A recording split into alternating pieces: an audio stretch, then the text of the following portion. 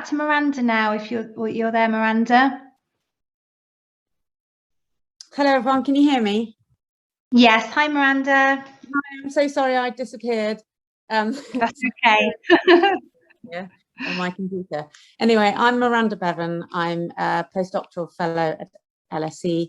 My interests in terms of research lie in really two areas. Firstly, the effective participation of defendants and suspects in criminal justice processes, and then kind of more specifically in respect of the participation in the police custody process of children when they're detained as suspects in police custody. And I wanted to talk really about one particular aspect and to invite anybody interested to make contact with me. And that's about thinking about fitness for interview. So across the criminal justice process, actually in England and Wales, we do poorly in assessing whether a child or indeed any individual is able to participate effectively in the processes. In the court system, in the youth court, we don't have a sensible fitness to plead test. The Mental Health Act provisions and the alternative of having an abusive process argument don't really aren't really sufficient to identify participation issues. But the process and the position in police custody is even more extreme.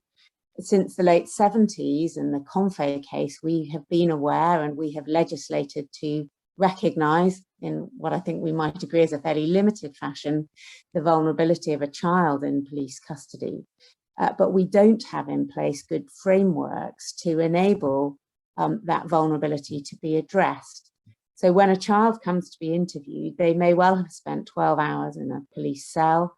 They may be distressed, uncertain, exhausted, and what we might think, not in a good position to make the best of the questions that may be asked in interview. But at present, the codes and the framework don't have in place a sensible test by which custody officers have to ask a question about their ability to participate effectively in that process. And I'm interested in looking at that and hearing from anybody who has a comparable interest in that area. At present, as you all know, children have appropriate adults in interview, but they are largely lay individuals, often parents or predominantly parents, and their ability to support a child who may have more significant participation difficulties is a matter of concern, given that they're the primary communication aid for a child in that setting. As John has said, individuals in Northern Ireland, for example, can readily access intermediary support. That's not the case yet in England and Wales.